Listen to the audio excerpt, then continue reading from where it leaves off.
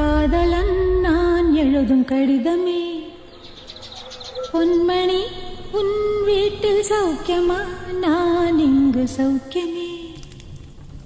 உன்னை எண்ணி பார்க்கையில் கவிதை கொட்டுது, அதை எழுத நினைக்கையில் வார்த்தை முட்டுது.